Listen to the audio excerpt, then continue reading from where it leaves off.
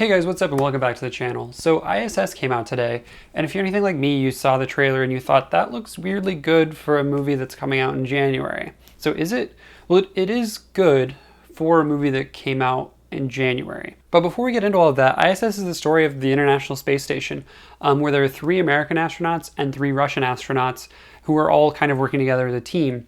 But then one day, nuclear war breaks out on the Earth, and they each get separate messages from their respective governments basically telling them take over the ISS at all costs. So these 6 people who used to be friends are now enemies, essentially. And from the trailer, it seemed like this was a scenario that could have a lot of tension, especially as kind of in the moments where both of the teams are trying to pretend like they didn't get the messages that they got and they're just trying to act normal. But I think this is where it starts to fall apart a little bit, because where that could have been pretty tense. And this movie, to be fair, does have moments of tension and is fairly entertaining throughout.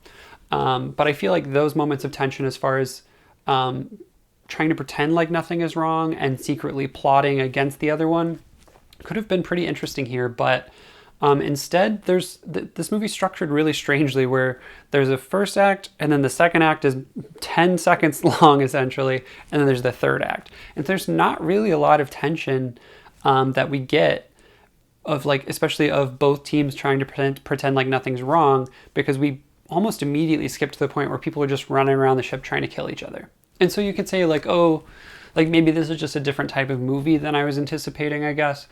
And outside of maybe that weird kind of story structure where there is essentially no second act, how is it on those merits? But I still think it just never really, it's interesting enough, but it's never actually that interesting. It's never really grabbing you outside of a handful of scenes. But the performances here actually are pretty strong. The American astronauts are Ariana DeBose, Chris Messina, and Gallagher Jr. All 3 give fairly strong performances for kind of what they're given. Some of them are given more than others. And then the Russian astronauts I thought were really good as well. And they seem to be 3 actual Russian actors who I'm just not familiar with, but they did pretty good as well. I think the script really was just not quite there. Especially at the beginning, there's a lot of weird exposition and just weird things that they say, but it's so awkward when they say it that it's going to come back later. Even just kind of mottos that they say are just so weirdly forced that that the meaning of that is going to come back later. And there's just weird moments where they'll point to something and be like, this is this. If something happened to this, that'd be bad. And it's okay, that was kind of out of the middle of nowhere, but whatever. Anyway, I'm kind of rambling about some of those issues. But at the end of the day, this is what seems to be, or at least is disguising itself as, a fairly big budget movie coming out in January. And compared to some of the other stuff that usually comes out in January, this is watchable.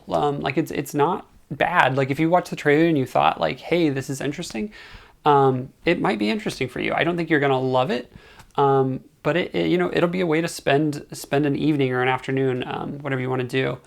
But overall, I felt like there was a lot of potential in this concept that just wasn't utilized. This kind of claustrophobic, we're all stuck in this small space and some of us aren't on the same team kind of vibe.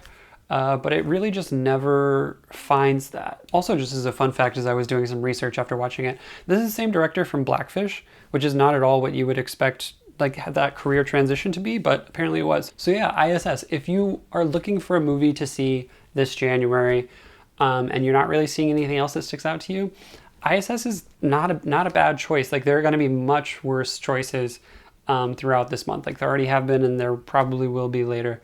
But I.S.S. is not bad, and for that reason, I was kind of teetering between a 2.5 and a 3 stars.